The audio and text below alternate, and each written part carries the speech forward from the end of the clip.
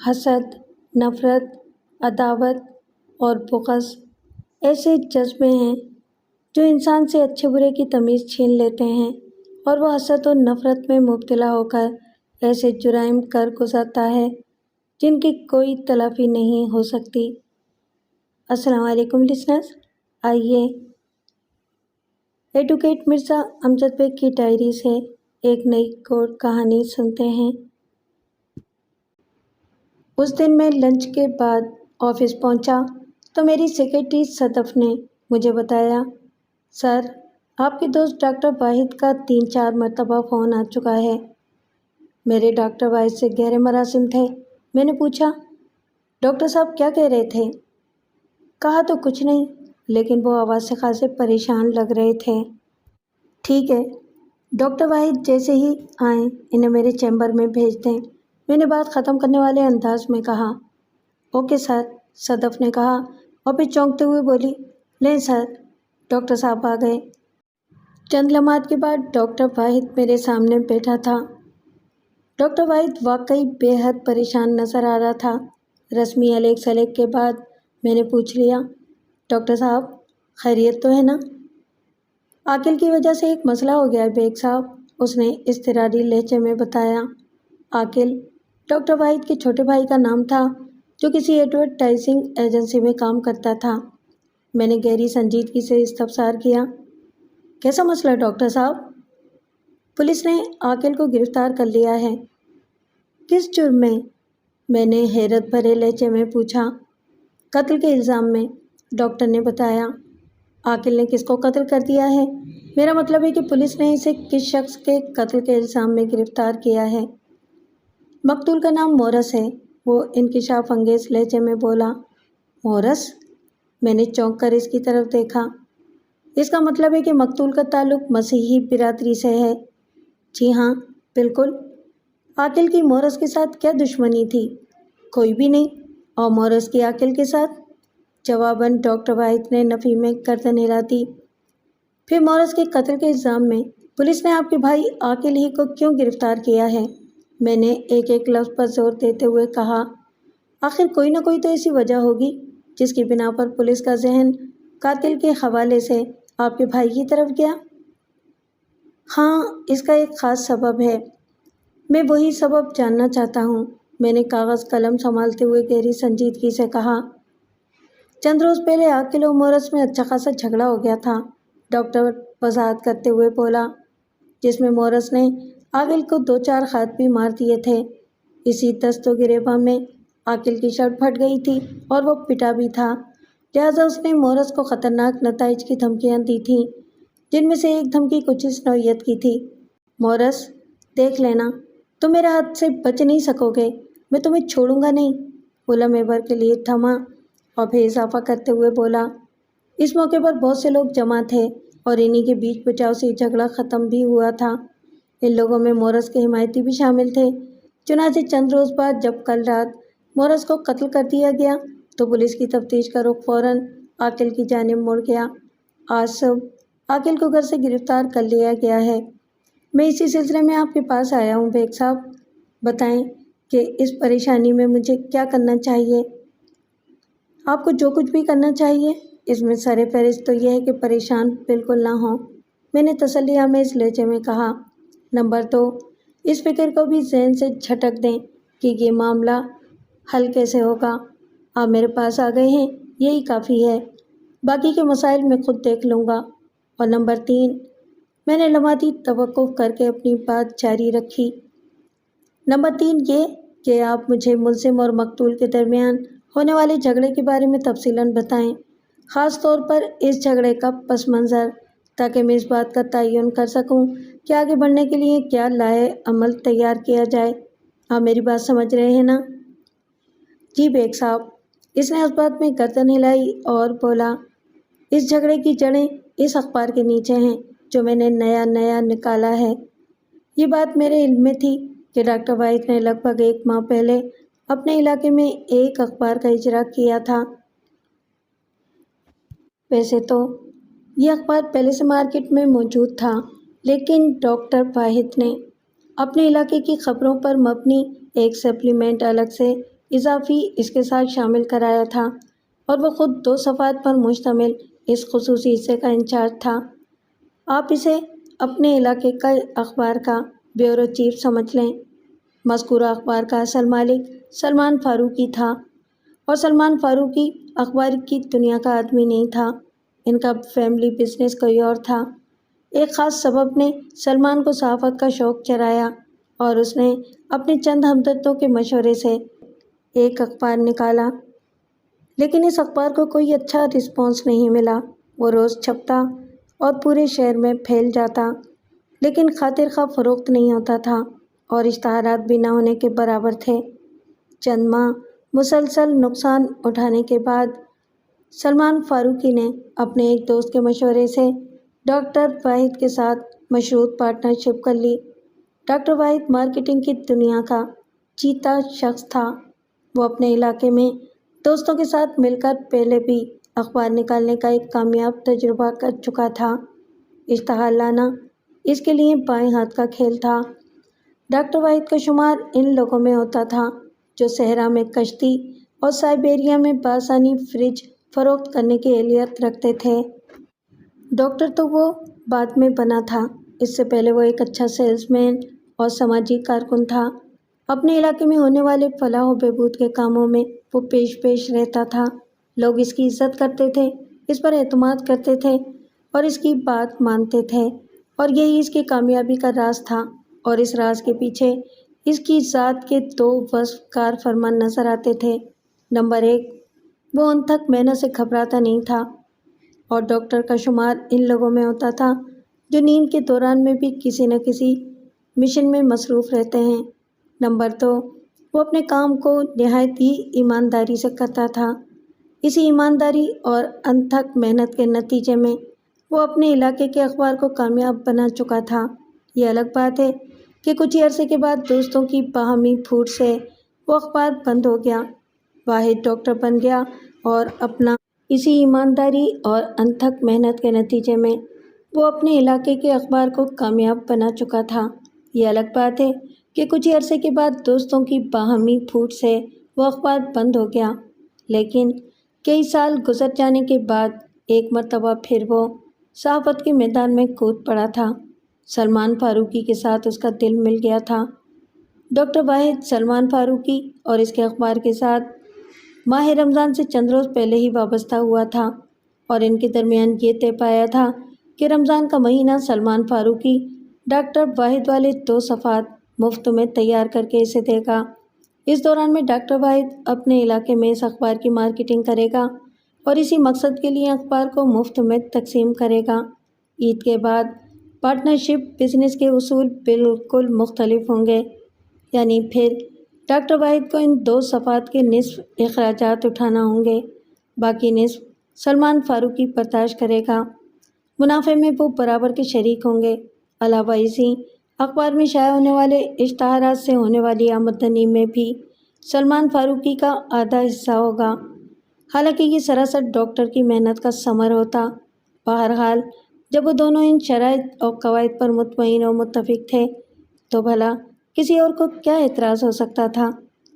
اس partnership business کو شروع ہوئے ابھی 10-12 دن ہی ہوئے تھے کہ یہ واقعہ پیش آ گیا، جس کے نتیجے میں ڈاکٹر واحد اس وقت میرے سامنے بیٹھا تھا۔ ڈاکٹر واحد نے اپنے بھائی کی گرفتاری کو اخبار سے منسوب کر دیا تھا۔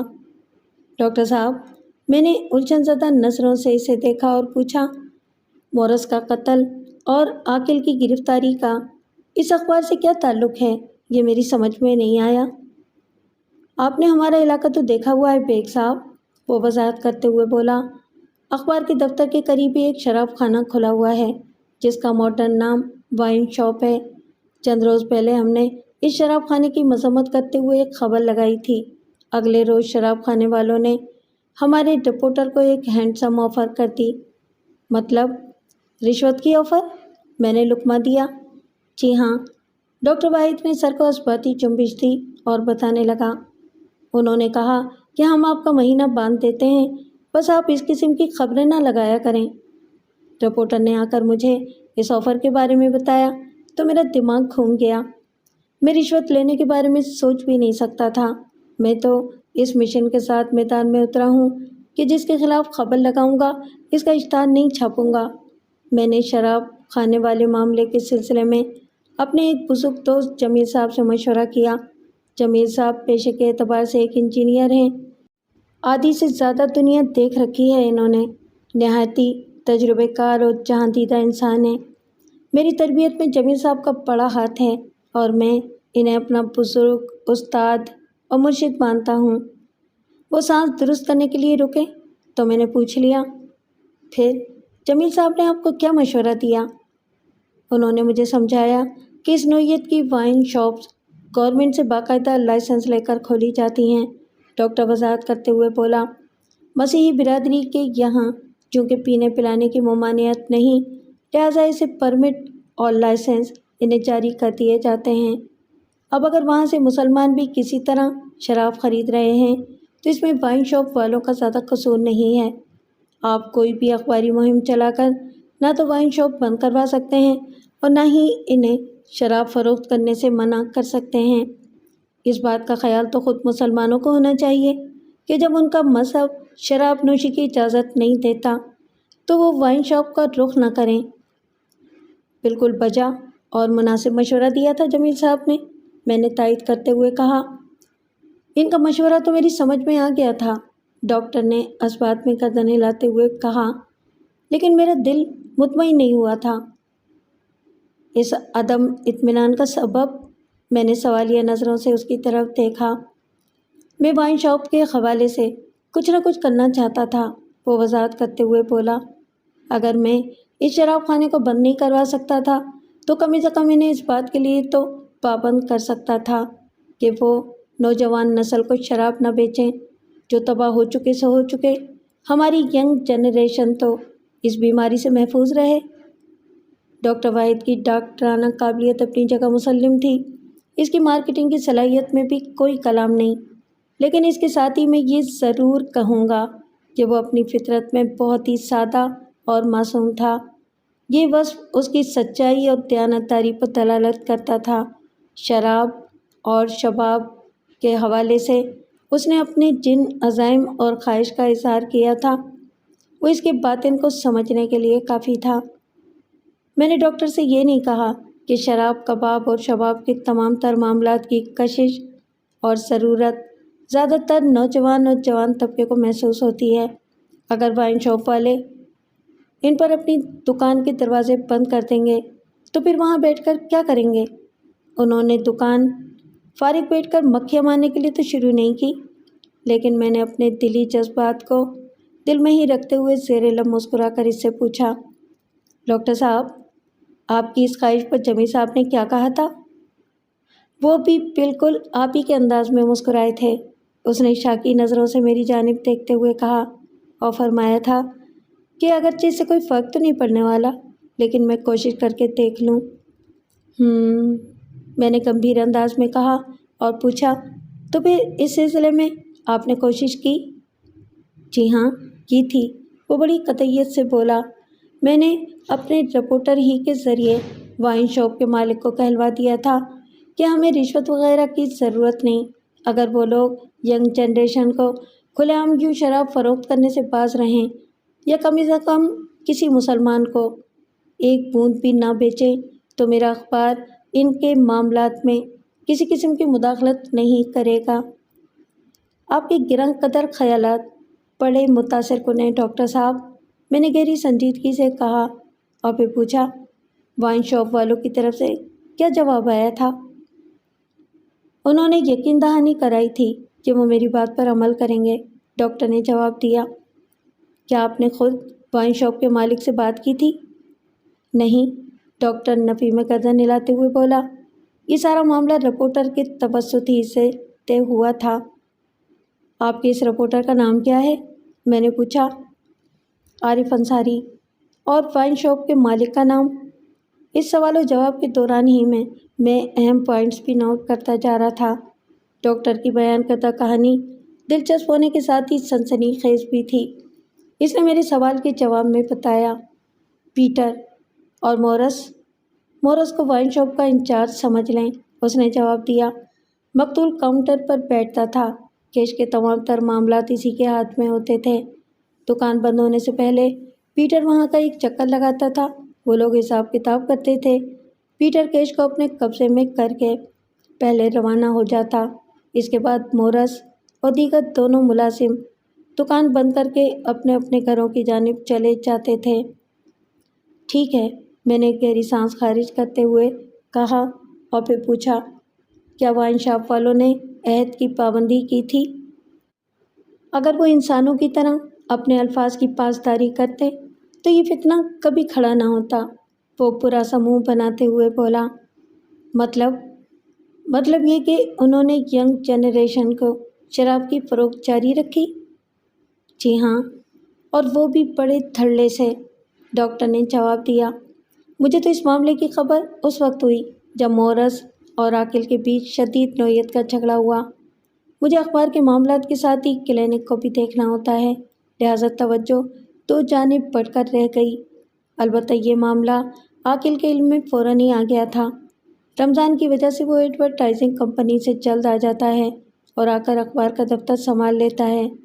وہ سانس ہموار کرنے کے لیے رکا اور پھر بات مکمل کرتے ہوئے بولا، عاقل کو جیسے ہی پتہ چلا کہ وائن شاپ والے معاہدے کی خلاف ورزی کر رہے ہیں تو اس نے مجھے بتائے بغیر 4 کالم کی ایک سنسنی خیز خبر بنا کر چھاپ دی جو سراسر وائن شاپ کے خلاف تھی۔ اخبار کا چھپ کر مارکیٹ میں آنا تھا کہ مورس آگ بگولا ہو کر اخبار کے آفس پر چڑھ دوڑا۔ آفس میں عاقل کے سوا اس وقت اور کوئی بھی نہیں تھا، لہٰذا مورس نے عاقل کو زد و کوب کیا۔ اسی تنازع میں عاقل کی شرٹ بھی پھٹ گئی اور اس نے مورس کو خطرناک نتائج کی دھمکیاں بھی دیں۔ اسی شعلہ بیانی کی وجہ سے وہ اس وقت پولیس کی گرفت میں ہے۔ جھگڑا تو چند روز پہلے سپہر میں ہوا تھا۔ کل رات میں مورس کا قتل ہو جاتا ہے اور آج سحری کے وقت پولیس نے عاقل کو مورس کے قتل کے الزام میں گرفتار کر لیا ہے۔ میری معلومات کے مطابق کل وہ عاقل کو عدالت میں پیش کریں گے۔ یہ سب تو اپنی جگہ، میں نے پرسوچ انداز میں کہا، لیکن یہ بات ذہن میں نہیں آ رہی کہ مورس نے کس بات پر پھٹا کیا تھا۔ معاہدے کی خلاف ورزی تو وائن شاپ والوں کی طرف سے ہوئی تھی نا؟ عاقل بھی یہی سمجھ رہا تھا اور میں بھی، وہ پرخیال انداز میں بولا۔ میں نے پوچھا، تو کیا حقیقت کچھ اور تھی؟ حقیقت ابھی کھل کر پوری طرح سامنے نہیں آئی، وہ متذبذب انداز میں بولا۔ مورس اور عارف انصاری کے بیانات میں بہت بڑا تضاد ہے۔ کیسا تضاد؟ میں نے اس کی آنکھوں میں دیکھتے ہوئے سوال کیا۔ میں نے عارف انصاری کو جو کچھ کہہ کر بھیجا تھا، بقول اس نے میرا پیغام منوعاً شراب خانوں والوں تک پہنچا دیا تھا اور انہوں نے میری خواہش کو پورا کرنے کے لیے یقین دہانی کرائی تھی، ڈاکٹر واحد نے وضاحت کرتے ہوئے بتایا۔ لیکن مورس نے جب عاقل کے ساتھ مار پیٹ کی تو اس کا موقف کچھ اور تھا۔ کیا مطلب؟ میں نے چونک کر اس کی طرف دیکھا۔ مورس نے اس موقع پر کیا موقف اختیار کیا تھا؟ وہ ٹھہرے ہوئے انداز میں بتانے لگا، بیگ صاحب، میں تو موقع پر موجود نہیں تھا، لیکن مجھے جو کچھ بتایا گیا ہے اس کے مطابق مورس دوبارہ اس کے خلاف خبر چھاپنے پر بے حد برہم تھا۔ جب عاقل نے اسے یاد دلایا کہ معاہدے کی خلاف ورزی ان کی طرف سے ہوئی ہے تو اس کی برہمی میں کئی گنا اضافہ ہو گیا اور وہ چیخ چیخ کر بتانے لگا کہ ایسا کوئی معاہدہ نہیں ہوا تھا، بلکہ ہمارے رپورٹر کا ماہانہ باندھ دیا تھا جس کی پہلی قسط ایڈوانس میں ادا کر دی گئی تھی۔ اسی لیے وہ دوبارہ خبر چھپنے پر غصے میں آ گیا تھا اور اس نے اخبار کے دفتر آ کر ہنگامہ آرائی کی۔ عاقل سے مار پیٹ کے علاوہ مورس بآواز بلند یہ بھی کہہ رہا تھا کہ ہم بلیک میلر ہیں، بھتہ وصول کرتے ہیں اور لوگوں کے خلاف خبریں بھی لگاتے ہیں۔ آپ نے اپنے رپورٹر سے اس سلسلے میں پاس پوچھ نہیں کی؟ ڈاکٹر واحد کے خاموش ہو جانے پر میں نے پوچھا، آپ نے اسے تو کوئی اور ہدایت کی تھی؟ میں نے عارف انصاری کو تنہائی میں بلا کر پوچھ گچھ کی ہے، اس نے بتایا، لیکن وہ کسی بھی قسم کی کوئی رقم لینے سے انکاری ہے۔ اس کا کہنا ہے کہ اس نے وائن شاپ والوں سے اسی انداز میں معاملہ طے کیا تھا جیسی میں نے اسے تاکید کی تھی۔ آپ اپنے رپورٹر اور اس کے بیان پر کس حد تک یقین کر سکتے ہیں؟ میں نے گمبھیر انداز میں استفسار کیا۔ یہ بھی تو ممکن ہے اس نے آپ کے علم میں لائے بغیر معاملات طے کر لیے ہوں؟ کیا آپ اپنے رپورٹر پر اندھا اعتماد کر سکتے ہیں؟ ایسی بات نہیں ہے بیگ صاحب، وہ سرسری انداز میں بولا۔ ابھی یہ کام شروع کیے مجھے 1 ماہ بھی نہیں ہوا۔ رپورٹرز، فوٹوگرافرز، ڈیسک انچارج، یہ سب لوگ نئے لوگ ہیں، یہ میرے آزمائے ہوئے نہیں ہیں۔ میں اپنے سیٹ اپ میں صرف عاقل پر بھروسہ کر سکتا ہوں۔ ویسے عارف انصاری نے مجھے یقین دلانے کی کوشش کی ہے کہ اس نے وائن شاپ والوں سے 1 پیسہ بھی وصول نہیں کیا۔ حقیقت کیا ہے یہ تو اللہ ہی جانتا ہے۔ حقیقت یہ ہے ڈاکٹر صاحب کہ آپ بہت ہی شریف النفس ہیں، میں نے ایک لفظ پر زور دیتے ہوئے کہا۔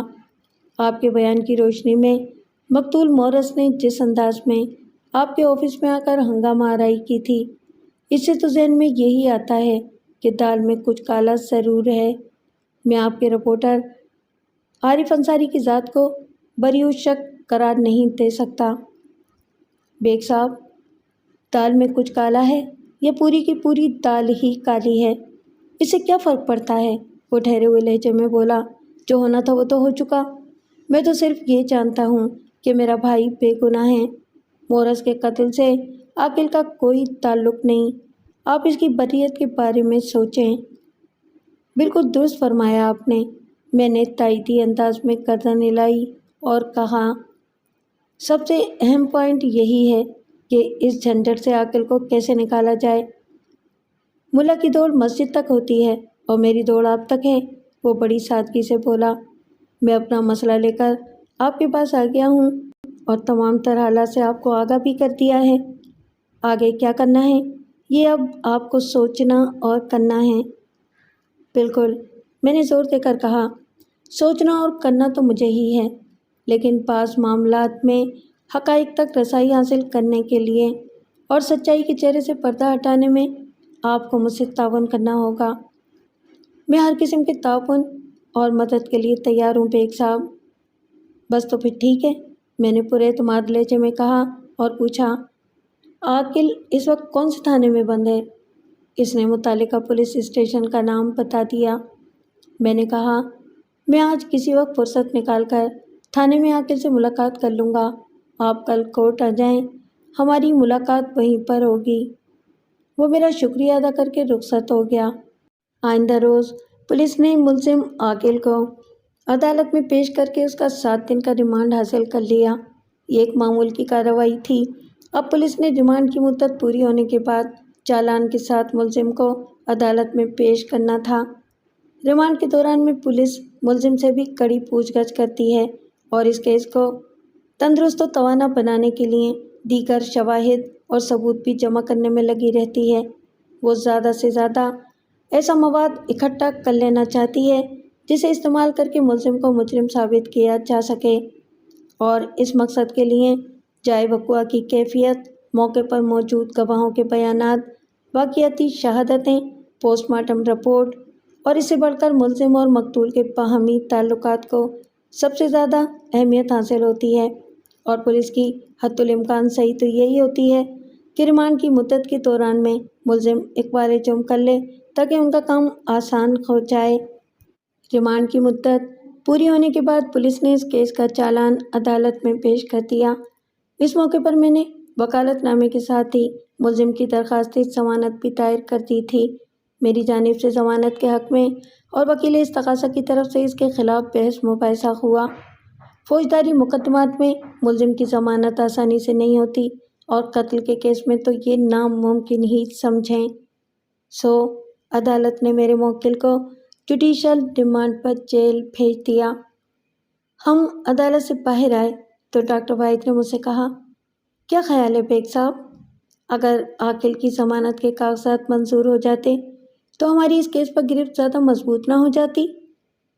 میں نے ڈاکٹر کو قتل کے ملزم کی ضمانت اور اس کی راہ میں قائل مشکلات سے مختصراً آگاہ کیا اور کہا کہ اس کیس کی باقاعدہ سماعت شروع ہو جائے، پھر دیکھیے گا ڈاکٹر صاحب کیا تماشا ہوتا ہے۔ لیکن کیا؟ میں نے ڈرامائی انداز میں توقف کیا تو ڈاکٹر صاحب نے جلدی سے پوچھا، لیکن یہ کہ میں نے آپ کے ذمے جو کام لگائے ہیں وہ آپ کو جلد از جلد نمٹانے ہوں گے۔ میں نے یاد دہانی کرانے والے انداز میں کہا، آپ اپنے علاقے کی معروف سماجی شخصیت ہیں، میری مطلوبہ معلومات حاصل کرنے میں آپ کو زیادہ دشواری پیش نہیں آئے گی۔ آپ بالکل بے فکر ہو جائیں بیگ صاحب، وہ مضبوط لہجے میں بولا، میں چند روز میں ہی آپ کا بتایا ہوا کام کر دوں گا۔ میں نے ڈاکٹر واحد کے ذمے یہ کام لگایا تھا کہ وہ مجھے مقتول مورس کے پس منظر سے تفصیلاً آگاہ کرے۔ یہ بات تو طے تھی کہ عاقل کا اس قتل میں کوئی کردار نہیں تھا۔ اگر مجھے عاقل کے ملوث ہونے کی ذرا سی بھی بھنک مل جاتی تو میں یہ کیس کبھی ہاتھ میں نہ لیتا۔ ڈاکٹر واحد لاکھ میرا دوست صحیح، مگر میں نے اپنے پیشے کے حوالے سے چند ٹھوس اصول وضع کر رکھے تھے جن کی میں ہر حال میں پابندی کرتا ہوں۔ میں نے ڈاکٹر واحد کو مطمئن کرنے کے بعد رخصت کر دیا۔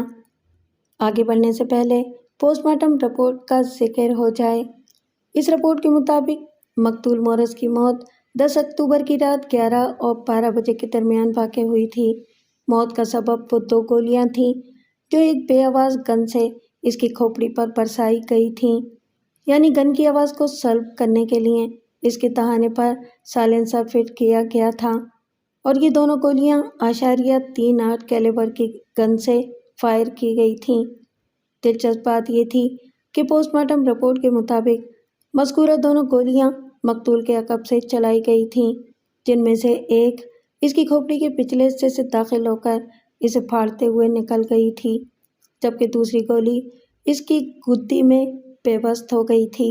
اس فائرنگ کے سبب مقتول کی فوری موت واقع ہو گئی تھی۔ حاصل شدہ ابتدائی معلومات کے مطابق مقتول کی ڈیوٹی پورے 12 گھنٹے کی تھی۔ وہ دن 11 بجے وائن شاپ پر پہنچتا اور رات 11 بجے تک وہ وہاں موجود رہتا تھا۔ اس دوران میں سے 3 اور 4 بجے کے درمیان وہ ریسٹ کرتا اور اس کے آرام کے درمیانی وقفے میں نیلسن اور رکی شاپ کو سنبھالا کرتے۔ یہ دونوں لڑکے وائن شاپ کے ملازم تھے اور مورس کے انڈر کام کرتے تھے۔ مقتول کی رہائش وائن شاپ سے لگ بھگ 5 کلومیٹر کے فاصلے پر تھی اور وہ آمد و رفت کے لیے موٹر سائیکل استعمال کرتا تھا۔ جب اسے فائرنگ کر کے موت کے گھاٹ اتارا گیا تو وہ اس وقت بائک پر سوار اپنے گھر کی طرف جا رہا تھا۔ اس کے گھر اور وائن شاپ کے درمیان آدھے کلومیٹر کا ایسا علاقہ تھا جہاں آس پاس آبادی کے آثار نہیں تھے اور زیادہ تر وہاں رات میں اندھیرا ہی رہتا تھا۔ اس سڑک سے بسیں اور منی بسیں بھی گزرا کرتی تھیں، تاہم اتنے سے ٹکڑے میں اسٹریٹ لائٹس کا کوئی بندوبست نہیں تھا۔ مقتول مورس کو اسی تاریک ٹکڑے میں موت کے گھاٹ اتارا گیا تھا۔ جائے وقوع کے قریب ہی اس کی بائک بھی الٹی پڑی تھی۔ پوسٹ مارٹم کی رپورٹ نے فائرنگ کی جو تفصیل بیان کی تھی، اس سے ایک بات تو بالکل واضح ہو جاتی تھی کہ قاتل اس کا تعاقب کرتے ہوئے جائے واردات تک پہنچا تھا اور اس شکی القلب شخص نے عقب سے اس کی کھوپڑی کا نشانہ لے کر 2 گولیاں فائر کی تھیں۔ اغلب امکان اس امر کا تھا کہ قاتل بھی موٹر سائیکل پر سوار ہوگا، اور یہ بھی ممکن تھا کہ وہ کار یا کسی اور ایسی ہی چھوٹی گاڑی میں ہو اور مقتول کی کھوپڑی کو عقب سے نشانہ بنانے کے بعد وہ آگے بڑھ گیا ہو۔ آئندہ چند روز میں ڈاکٹر واحد نے مجھے وہ تمام معلومات فراہم کر دیں جو میں نے اس کے ذمے لگائی تھیں۔ ان میں بعض بڑے سنسنی خیز اور انکشاف انگیز نکات تھے۔ عدالت کی باقاعدہ کارروائی کا آغاز ہوا۔ جج نے فرد جرم پڑھ کر سنائی۔ میرے موکل اور اس کیس کے ملزم نے صحت جرم سے انکار کر دیا۔ اس کے بعد ملزم کا حلفیہ بیان ریکارڈ کیا گیا۔ یہ کم و بیش وہی بیان تھا جو وہ اس سے پہلے اپنی گرفتاری پر پولیس کو دے چکا تھا۔ بس چند نکات اضافی شامل تھے جو اس نے میری ہدایت کی روشنی میں شامل کیے تھے۔ اس تقاضا کی جانب سے لگ بھگ 8 گواہوں کی فہرست دائر کی گئی تھی، لیکن میں یہاں صرف انہی کا ذکر کروں گا جن کے بیانات میں کوئی خاص اور چونکا دینے والی بات ہوگی۔ اس سے پہلے کہ اس تقاضا کی طرف سے گواہوں کی پیشی کا سلسلہ شروع ہوتا، میں نے نہایت ہی ٹھہرے ہوئے لہجے میں جج سے درخواست کی، جناب اعلیٰ، اگر معزز عدالت کی اجازت ہو تو میں اس کیس کے انکوائری آفیسر سے چند سوالات کرنا چاہتا ہوں۔ جج نے فوراً میری فرمائش پوری کر دی اور انکوائری آفیسر جج کے اشارے پر وٹنس باکس میں آ کر کھڑا ہو گیا۔ اس کے سامنے دوسرے پہلو میں میرا موکل ملزموں والے کٹہرے میں سر جھکائے کھڑا تھا۔ میں آئیو کے قریب پہنچا اور اپنی اجرا کا آغاز کرتے ہوئے کہا، آئیو صاحب، آپ کو اس واقعے کی اطلاع کس نے اور کب دی تھی؟ اطلاع فراہم کرنے والے شخص کا نام ہے محمد اسحاق۔ اس نے بڑے اطمینان سے جواب دیا۔ اسحاق پیشے کے اعتبار سے ایک ڈرائیور ہے۔ وہ ایک مزدا چلاتا ہے جو اس روڈ سے بھی گزرتی ہے جہاں وقوعہ پیش آیا تھا۔ آپ نے میرے سوال کے پہلے حصے کا جواب تو دے دیا، میں نے آئیو کی آنکھوں میں دیکھتے ہوئے کہا، لیکن میرے سوال کا آخری حصہ ابھی تک تشنا ہے۔ جی، اس نے معذرت خانہ انداز میں گردن کو اثباتی جنبش دی اور جلدی سے بولا، اس واقعے کی اطلاع ہمارے روزنامچے کے مطابق کوئی 11:30 بجے رات کو دی گئی تھی۔ یعنی 10 اکتوبر کی رات 11:30 بجے؟ جی ہاں، بالکل۔ اسحاق ڈرائیور نے کیا اطلاع دی تھی؟ اس نے فون پر ہمیں بتایا تھا کہ اس سڑک پر ایک موٹر سائیکل سوار کی لاش پڑی ہوئی ہے اور موٹر سائیکل بھی لاش سے تھوڑے فاصلے پر الٹی پڑی ہے۔ آئیو نے ٹھہرے ہوئے لہجے میں بتانا شروع کیا۔ مزدا ڈرائیور نے خاصے فاصلے سے سڑک سے گزرتے ہوئے اسے دیکھ لیا تھا، لیکن وہ اتنی دور سے سمجھ نہیں پایا تھا کہ معاملہ کیا ہے۔ وہ یہی سمجھا کہ شاید ایک موٹر سائیکل نے دوسری موٹر سائیکل کو ٹکر مار دی ہے اور متاثرہ موٹر سائیکل کو وہیں چھوڑ کر ٹکر مارنے والی موٹر سائیکل موقع سے فرار ہو گئی ہے۔ لیکن جب اس کی مزدا جائے وقوعہ پر پہنچی تو صورتحال اس پر واضح ہوئی۔ اس کی دیکھا دیکھی مزدا کے اکثر مسافر بھی نیچے اتر آئے تھے۔ جلدی انہیں پتہ چل گیا کہ وہ قتل کی ایک سنگین واردات تھی، لہٰذا اسحاق نے ایک پبلک کال آفس سے فون کر کے تھانے میں اس واقعے کی اطلاع دی تھی۔ ٹھیک ہے، میں نے ایک گہری سانس لی اور کہا، آپ جائے وقوعہ پر کتنے بجے پہنچے تھے؟ جائے واردات ہمارے تھانے سے زیادہ فاصلے پر نہیں، اس نے بتایا۔ میں 2 کانسٹیبلز کے ہمراہ رات 12 بجے سے پہلے وہاں پہنچ گیا تھا۔ کیا آپ کی آمد تک مزدا ڈرائیور وقوعہ پر موجود تھا؟ میں نے پوچھا۔ جی ہاں، ہم نے اسے فون پر ہی پابند کر دیا تھا کہ ہمارے وہاں پہنچنے سے پہلے وہ کہیں نہ جائے۔ آئیو نے میرے سوال کے جواب میں بتایا۔ لہٰذا جب ہم وقوعہ پر پہنچے تو وہ اللہ کا بندہ اپنی مزدا سمیت وہاں موجود تھا اور ویگن کے پیسنجرز بھی۔ آپ نے ویگن ڈرائیور محمد اسحاق کا بیان بھی لیا ہوگا؟ جی ہاں، اس کا بیان استغاثہ کے ریکارڈ میں موجود ہے، انکوائری آفیسر نے اثبات میں گردن ہلاتے ہوئے بتایا، اور منی بس کا ڈرائیور اسحاق استغاثہ کا گواہ بھی ہے۔ ویری گڈ، میں نے سراہنے والے انداز میں کہا، پھر تو وہ جب اپنی باری پر گواہی دینے آئے گا تو اس سے بات ہو جائے گی۔ آپ یہ بتائیں کہ میں نے لمحاتی توقف کیا اور پھر پوچھا کہ مقتول کے برسا تک کیسے پہنچے تھے؟ جس جگہ قتل کی یہ واردات پیش آئی تھی وہاں آبادی وغیرہ نہیں ہے اور سڑک کا وہ حصہ تاریکی میں بھی ڈوبا رہتا ہے۔ مقتول کی جامع تلاشی نے اس سلسلے میں ہماری بھرپور مدد کی تھی، وہ وضاحت کرتے ہوئے بولا۔ اس کی جیب سے ID کارڈ نکل آیا تھا۔ یہ دراصل سروس کارڈ تھا، جس سے پتہ چلا کہ وہ کسی وائن شاپ کا انچارج تھا۔ ہم مذکورہ وائن شاپ پر پہنچے تو وہ بند ہو چکی تھی۔ عید کی آمد تھی، لہٰذا دکانیں اور بازار کھلے ہوئے تھے۔ وائن شاپ کے گرد و نواح سے ہم نے پوچھ گچھ کی تو پتہ چلا کہ شراب خانے کا ایک ملازم ادھر قریب ہی رہتا ہے۔ ہم رکی نامی اس شخص کے گھر پہنچ گئے، پھر کڑی سے کڑی ملتی گئی اور ہم مقتول کے لواحقین تک رسائی حاصل کرنے میں کامیاب ہو گئے۔ آپ نے یہ کیسے جان لیا کہ مقتول کی موت کا ذمہ دار میرا موکل تھا؟ میں نے چبھتے ہوئے لہجے میں پوچھا۔ آپ نے جائے وقوعہ سے ایسی شہادتیں جمع کر لی تھیں جو ملزم کی وہاں موجودگی اور قتل کی واردات میں ملوث ہونے کو ثابت کرتی تھیں؟ جائے وقوعہ پر تو ایسا کچھ نہیں مل سکا تھا، وہ متذبذب انداز میں بولا، لیکن وائن شاپ کے دونوں ملازمین رکی اور نیلسن نے اپنے بیانات میں ملزم کے مجرم ہونے کی جانب بڑے واضح اشارے کیے ہیں۔ پھر مقتول اور ملزم کے بیچ چند روز پہلے ہونے والا جھگڑا بھی بڑی اہمیت کا حامل ہے، اور پھر سب سے بڑھ کر یہ کہ بقوا کی رات وائن شاپ بند ہونے سے تھوڑی دیر پہلے ملزم کو وائن شاپ کے سامنے مشکوک انداز میں منڈلاتے ہوئے دیکھا گیا تھا۔ اس کے ساتھ ایک شخص اور بھی تھا، وہ دونوں بائک پر تھے اور وائن شاپ کے سامنے منڈلاتے ہوئے انہوں نے بڑے خطرناک انداز میں اندر جھانکا بھی تھا، جیسے وہ یہ اندازہ لگانے کی کوشش کر رہے ہوں کہ مقتول کب شاپ بند کر کے گھر کی طرف روانہ ہوتا ہے اور کب وہ اس کے تعاقب میں روانہ ہوتے ہیں۔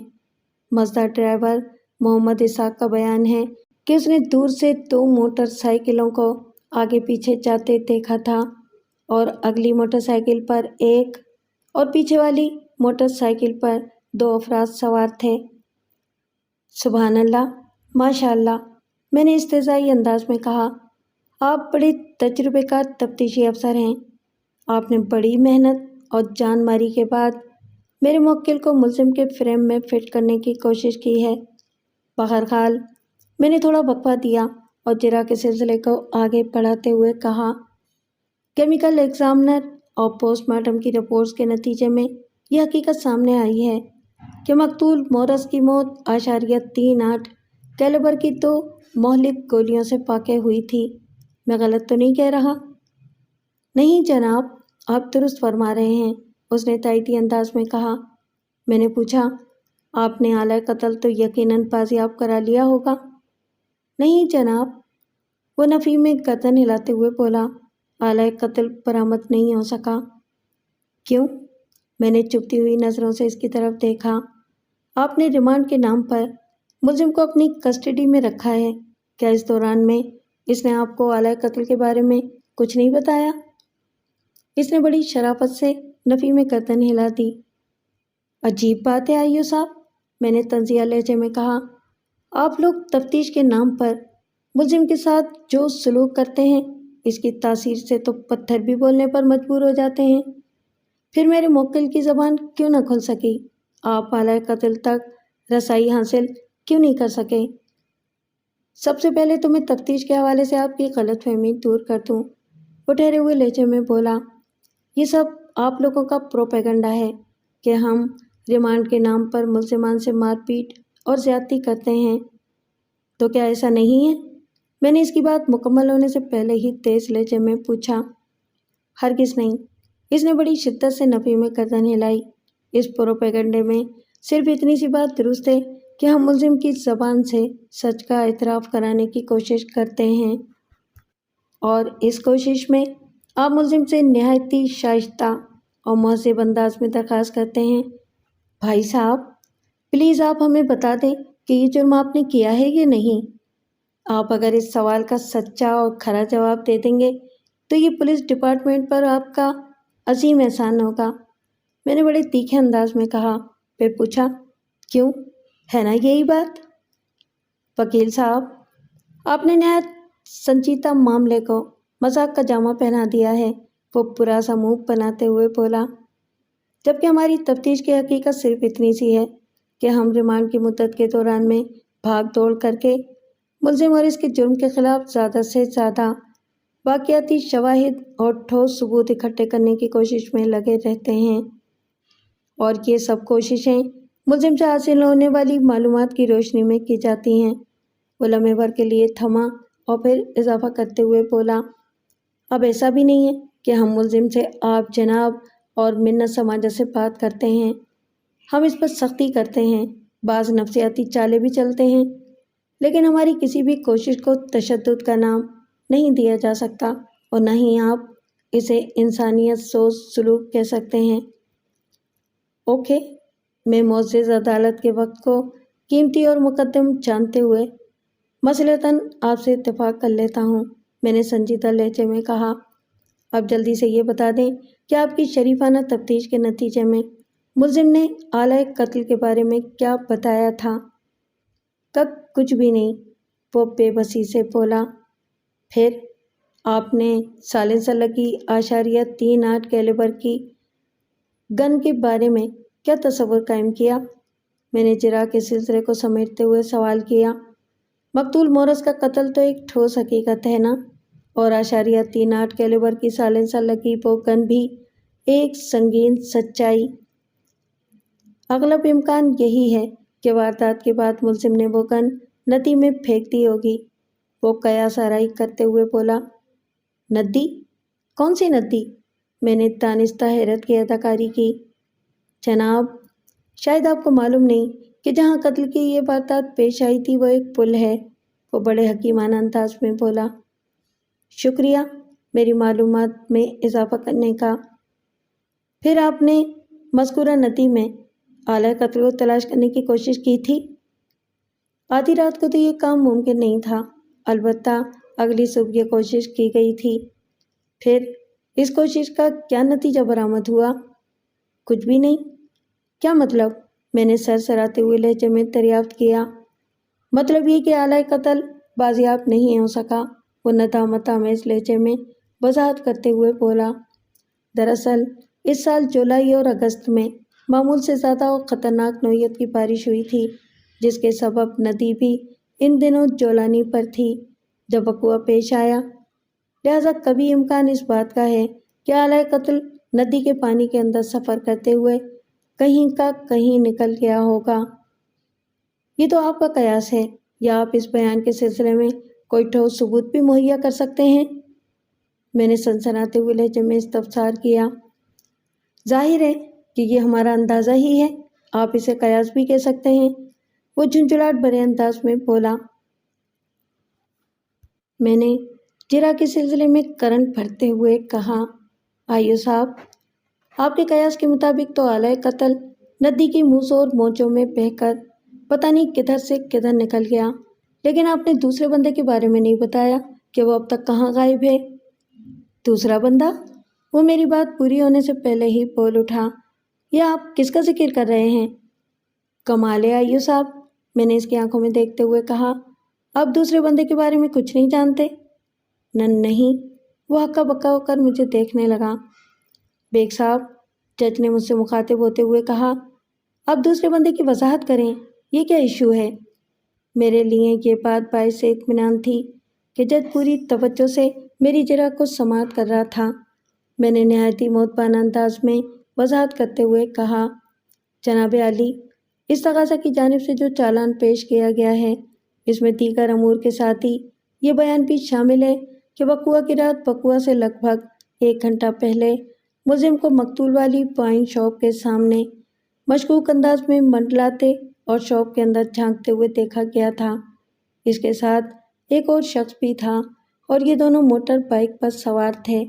میں نے لمحاتی توقف کر کے اپنی بات کو آگے بڑھاتے ہوئے کہا، آئیو کے مطابق اس تقاضا کا وہ گواہ جس نے اس واقعے کی پولیس کو اطلاع دی تھی، یعنی منی بس کی ڈرائیور محمد اسحاق نے بھی 2 موٹر سائیکلوں کو دور سے دیکھا تھا، جن میں سے آگے والی موٹر سائیکل پر ایک شخص اور عقبی موٹر سائیکل پر 2 بندے سوار تھے۔ اس وقت محمد اسحاق یہی سمجھا تھا کہ پیچھے والی موٹر سائیکل اگلی موٹر سائیکل کو ٹکر مارتے ہوئے آگے نکل گئی ہے، لیکن جائے وقوعہ پر پہنچنے کے بعد اسحاق کو پتہ چلا کہ یہ روڈ ایکسیڈنٹ نہیں بلکہ قتل کی ایک سنگین واردات تھی۔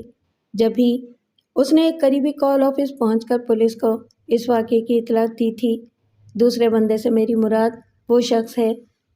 میں نے ڈرامائی انداز میں رک کر حاضرین عدالت کا طاہرانہ جائزہ لیا، پھر جج کی طرف دیکھتے ہوئے کہا، جناب عالی، وہ بندہ جو اس تقاضا کے مطابق ملزم کا ساتھی تھا اور بائیک پر اس کے ساتھ سوار تھا، اس پراسرار شخص کا نام نہ تو اس تقاضا کے گواہوں کی فہرست میں شامل ہے اور نہ ہی چالان میں اس کا ذکر موجود ہے۔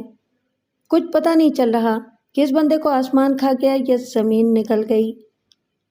ہم نے اس بندے کو بھی تلاش کرنے کی کوشش کی تھی، وکیل استغاثہ نے غیر مستحکم لہجے میں جواب دیا، لیکن اتفاق سے وہ ٹریس نہیں ہو سکا۔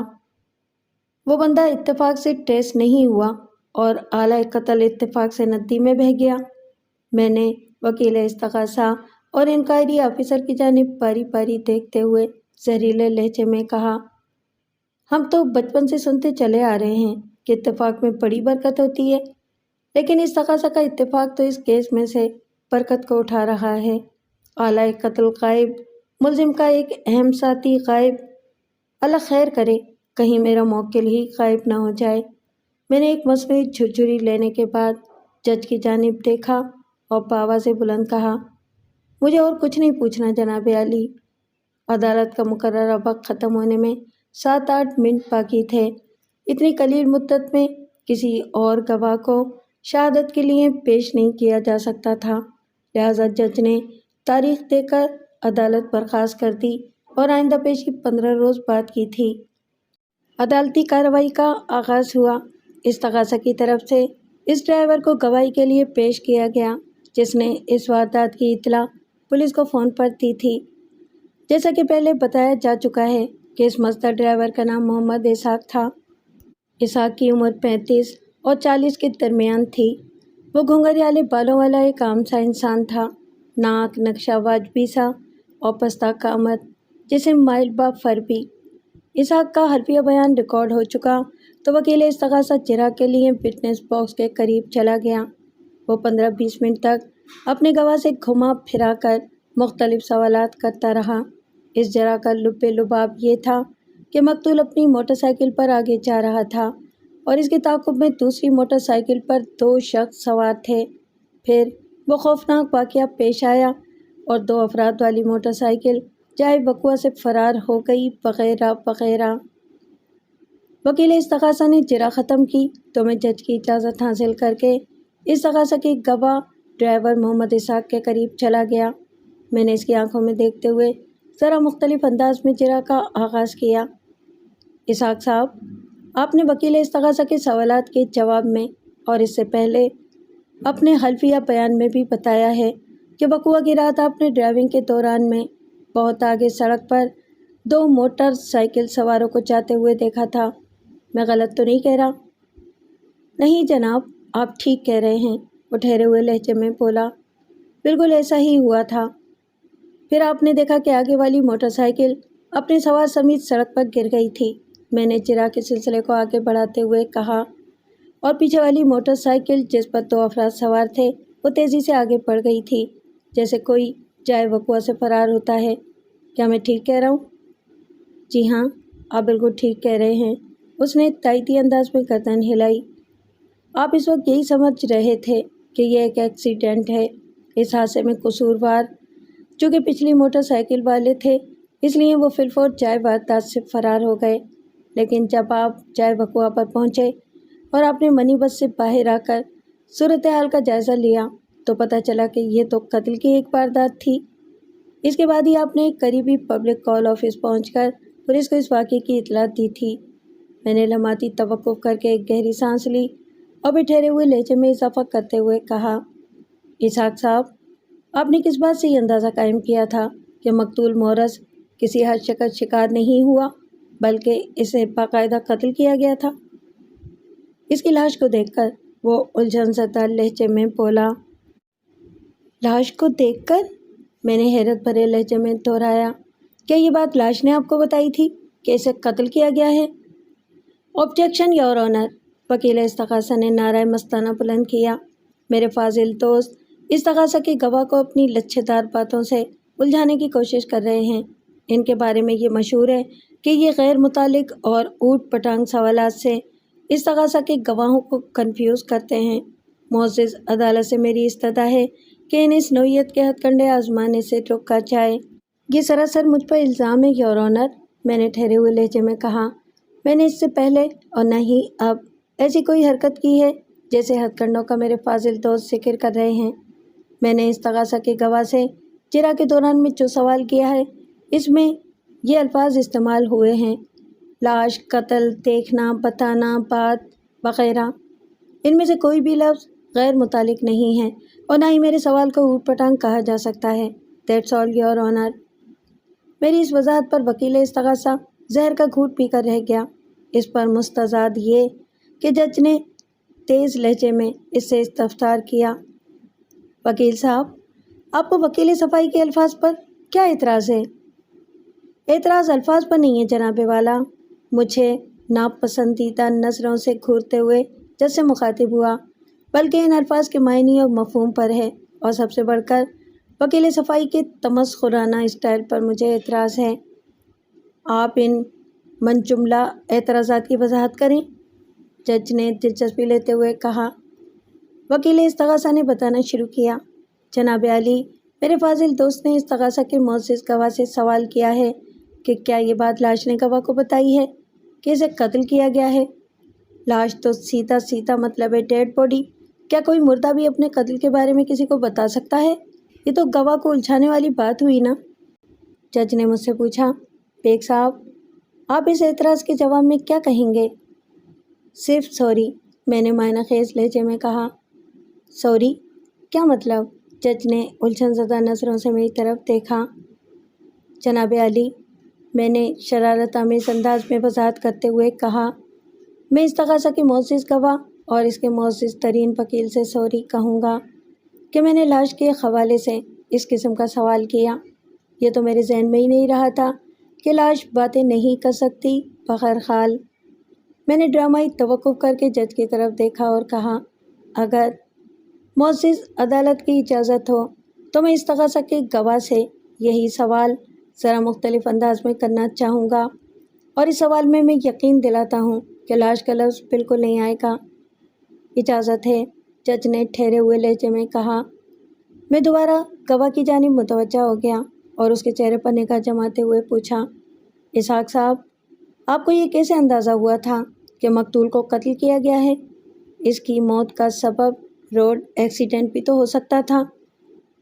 وکیل صاحب، پہلے بھی آپ نے اسی نوعیت کا سوال کیا تھا، لیکن اب میں بھی جواب میں لاش کا ذکر نہیں کروں گا، گواہ نے بڑے اعتماد سے کہا، بلکہ میں یہ کہوں گا کہ مقتول کی کھوپڑی کی حالت کو دیکھ کر مجھے اور وہاں موجود تمام افراد کو اس بات کا یقین ہو گیا تھا کہ مقتول کو فائرنگ کر کے موت کے گھاٹ اتارا گیا تھا۔ پوسٹ مارٹم رپورٹ سے بھی یہی ثابت ہوا ہے۔ فائرنگ؟ ویری گڈ، میں نے پرسوچ انداز میں کہا، پھر گواہ سے پوچھا، کیا آپ نے ڈرائیونگ کے دوران میں فائرنگ کی آواز سنی تھی یا کسی اور پیسنجر نے سنی ہو؟ آواز سننے کا تو سوال ہی پیدا نہیں ہوتا جناب، وہ گمبھیر انداز میں بولا۔ کیوں نہیں پیدا ہوتا؟ میں نے پوچھا۔ مقتول مورس کو سائلنسر لگی گن سے فائرنگ کر کے موت کے گھاٹ اتارا گیا تھا، وہ وضاحت کرتے ہوئے بولا۔ پوسٹ مارٹم رپورٹ نے بھی اس بات کی تصدیق کی ہے، اگرچہ اس فائرنگ کی مخصوص آواز تو ابھری ہوگی، لیکن منی بس اس وقت جتنے فاصلے پر تھی وہاں سے آواز کو سننا ناممکن تھا۔ آپ نے فائرنگ کی آواز نہیں سنی تھی؟ میں نے ٹھوس لہجے میں کہا۔ ظاہر ہے اگر آپ گولیاں چلنے کی آواز سن لیتے تو پھر اسے قتل نہ سمجھتے۔ جی بالکل۔ اسحاق صاحب، اب میں آپ سے جو سوال کرنے والا ہوں اس کا بہت سوچ سمجھ کر جواب دیجیے گا، میں نے ایک ایک لفظ پر زور دیتے ہوئے کہا۔ ڈرائیونگ کے دوران میں جب آپ نے یہ واقعہ ہوتے دیکھا اور جائے وقوع سے 2 سوار افراد والی موٹر سائیکل کو فرار ہوتے دیکھا تو کیا آپ نے اسے دیکھا اور دیکھا کے ساتھ یہ بھی دیکھا کہ ان 2 افراد میں سے کسی ایک افراد نے کوئی شے ندی میں پھینکی ہو؟ نہیں جناب، میں نے ایسا کچھ نہیں دیکھا تھا، وہ پروسوک انداز میں بولا۔ یہ واقعہ جب رونما ہوا اور پیچھے والی موٹر سائیکل پلک جھپکتے میں جائے واردات سے فرار ہو گئی بس۔ لیکن آلہ قتل کی عدم دستیابی کے حوالے سے اس کیس کے آئیو کا یہ دعویٰ ہے کہ، میں نے بے حد سنجیدہ لہجے میں کہا، ملزم نے مقتول کو موت کے گھاٹ اتارنے کے بعد سائلنسر لگی گن کو ندی میں پھینک دیا تھا۔ میں نے تو ایسا کچھ بھی نہیں دیکھا، گواہ نے متذبذب لہجے میں کہا۔ انکوائری آفیسر اپنے دعوے کا خود ہی جواب دیں گے۔ اسحاق صاحب، میرے موکل کو مورس کے قتل کے الزام میں ایک ملزم کی حیثیت سے عدالت میں پیش کیا گیا ہے۔ استغاثہ کے مطابق وقوع کی رات آپ نے 2 سواروں والی جس موٹر سائیکل کو ندی کے پل سے فرار ہوتے دیکھا تھا، اس موٹر سائیکل پر ملزم اپنے کسی دوست کے ساتھ سوار تھا۔ اس نے مقتول کی کھوپڑی اور گدی پر 2 بے آواز فائر کیے اور اپنے دوست کے ساتھ جائے واردات سے فرار ہو گیا۔ اگر استغاثہ کے دعوے کو بفرض محال ایک لمحے کے لیے درست بھی تسلیم کر لیا جائے تو اس سے واضح نتیجہ یہ نکلتا ہے کہ ملزم کا دوست ڈرائیونگ کر رہا تھا और मुलजिम इसके पीछे साइलेंसर लगी गन थामे बैठा था। इसने अपना काम किया, फिर ये दोनों मौके से फरार हो गए।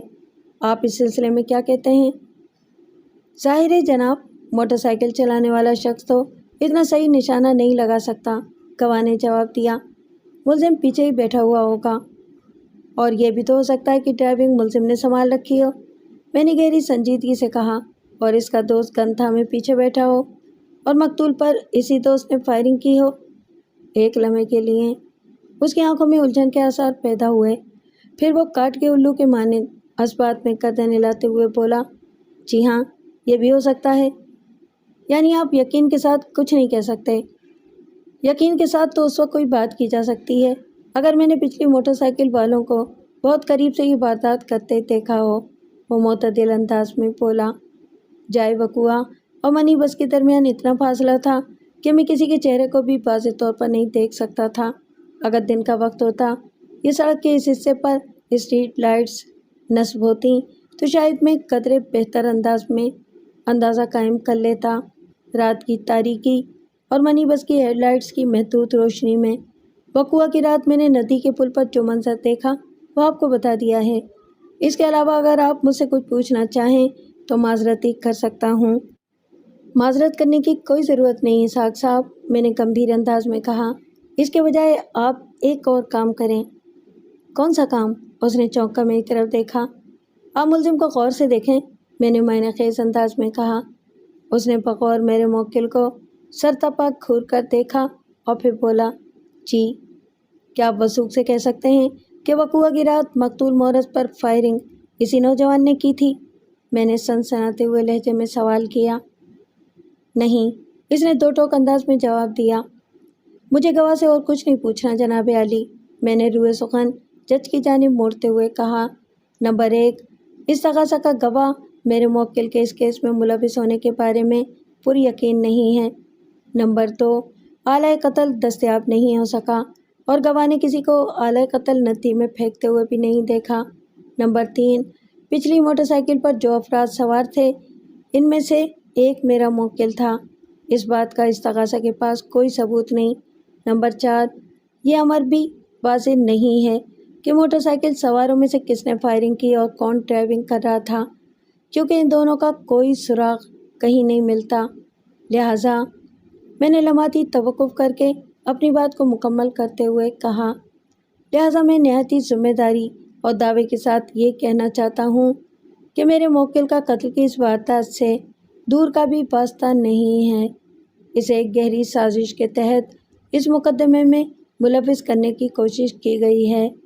वकुआ से चंद रोज़ पहले मकतूल से होने वाले झगड़े में मेरे मौकिल ने जो धमकी आमेज़ अल्फाज इस्तेमाल किए थे, पुलिस ने इन्हीं की बुनियाद पर इस केस की इमारत खड़ी की है, जबकि वो महज जज्बाती डायलॉग थे। जब कोई इंसान किसी से पिटता है तो वो जवाबन अपना गुस्सा निकालने के लिए इसी किस्म की धमकियां देता है। इस तगासे की इमारत की बुनियाद में इन धमकी आमेज़ जुमलों के अलावा और भी बहुत कुछ है। वकील इस तगासा ने मुखालफाना अंदाज में कहा। वकुआ की रात लगभग 11 बजे मुलजिम को मकतूल वाली वाइन शॉप के सामने मशकूक अंदाज में टहलते हुए भी देखा गया है। इसने 1-2 मरतबा दुकान के अंदर भी झांक कर देखा था। इसके तेवर बड़े ख़तरनाक नज़र आते थे। और मोरस तो इस दुनिया से जा चुका है, लेकिन मुलजिम की इन मशकूक हरकत की गवाही नेल्सन और रिक्की दे सकते हैं। वो दोनों भी इस वक्त वाइन शॉप में मौजूद थे। वो सांस दुरुस्त करने के लिए थमा और फिर अपनी बात को आगे बढ़ाते हुए बोला। थोड़ी देर तक मशकूक अंदाज में वाइन शॉप के सामने मंडलाने के बाद मुलजिम अपने दोस्त के साथ मोटरसाइकिल पर बैठकर एक तरफ निकल गया। ठीक है, जब नेल्सन और रिक्की गवाही देने अदालत में आएंगे तो मैं इनसे इस अजनबी शख्स के बारे में ज़रूर दरियाफ्त करूँगा जो वकुआ की रात मेरे मौकिल के हमरा वाइन शॉप के सामने मशकूक अंदाज में मंडलाते हुए देखा गया था। मैंने बड़ी रसान से कहा। अजनबी शख्स के अल्फाज मैंने इसलिए इस्तेमाल किए हैं कि अगर इस तगासा इस शख्स से वाकिफ़ होता तो मुलजिम के अलावा मर्द मज़कूर को भी अदालत में घसीट लिया जाता। यह हकीकत तो अपनी जगह मुसल्लम है ही। वकील इस तगासा اپنے موقف میں زور بھرتے ہوئے بولا، اس کے علاوہ بھی ایک نہایت ہی اہم نکتہ ملزم کے جرم کی گواہی دیتا ہے۔ مثلاً کون سا نکتہ؟ جج نے آنکھیں سکیڑ کر وکیل استغاثہ کی طرف دیکھتے ہوئے کہا۔ ملزم وقوع کی رات 10 بجے اپنے گھر سے نکلا تھا۔ وکیل استغاثہ نے جیسے کسی عظیم راز کی نقاب کشائی کرتے ہوئے کہا، اور اس کی واپسی لگ بھگ رات 1 بجے ہوئی تھی۔ 11 بجے کے قریب وہ مقتول کی وائن شاپ کے سامنے موجود پایا گیا تھا۔ اس کے بعد 2 گھنٹوں کا حساب کہیں نہیں ملتا۔ وکیل استغاثہ نے بڑے چبھنے والے انداز میں بات مکمل کی تو میں نے اسے آڑے خطوں لیا۔ میں نے قدرے جارحانہ لہجے میں کہا، میرے فاضل دوست، اگر استغاثہ کو ملزم کی 2 گھنٹے کی مصروفیات کا حساب نہیں مل رہا تو اس کا مطلب یہ کس طرح نکالا گیا ہے کہ وہ اس دوران میں قتل کی کسی واردات میں ملوث تھا؟ تو پھر وہ کہاں تھا؟ وکیل استغاثہ نے اکھڑے ہوئے لہجے میں استفسار کیا۔ یہ رمضان کریم کا مہینہ ہے، میں نے وکیل سرکار کے زخموں پر نمک پاشی کرتے ہوئے کہا۔ یہ بھی تو ہو سکتا ہے کہ یہ کسی مسجد میں عبادت کی غرض سے 2 گھنٹے گزار آیا ہو۔ آپ تو اتنے وثوق سے یہ بات کہہ رہے ہیں جیسے اس رات آپ بھی ملزم کے ساتھ مسجد میں عبادت کرنے گئے تھے۔ وکیل استغاثہ نے مجھ پر گہری چوٹ کی۔ آپ کا وثوق تو مجھ سے 1000 گنا زیادہ ہے میرے فاضل دوست۔ میں نے نہایت ہی ٹھہرے ہوئے انداز میں اس کے وار کو الفاظ کی ڈھال پر روکا، پھر جوابی حملہ کرتے ہوئے کہا، بلکہ آپ نے تو اپنے وثوق کو باقاعدہ تحریری شکل بھی دے ڈالی ہے اور اس کا نام استغاثہ رکھا گیا ہے، جو اس امر کی تصدیق کرتا ہے کہ وقوع کی رات 11 اور 12 بجے کے درمیان 2 گھنٹے آپ نے ملزم کی معیت اور صحبت میں گزارے تھے۔ جبھی تو آپ کو یقین ہے کہ انہی 2 گھنٹوں کے دوران میں ملزم نے مقتول مورز کو موت کے گھاٹ اتارا تھا۔ کہیں آپ قاتل والی موٹر سائیکل تو ڈرائیو نہیں کر رہے تھے؟ یہ میری جانب سے ایسا بھرپور حملہ تھا کہ وکیل استغاثہ کی سوچ کی ایسی کم تیزی ہو گئی۔ حالانکہ میں نے تو بڑے سیدھے سادے انداز میں اس کی بات کا جواب دیا تھا، لیکن الفاظ ایسے زہریلے اور طنزیہ تھے کہ اس کے تن بدن میں آگ لگ گئی، اور یہی میرا مقصد بھی تھا۔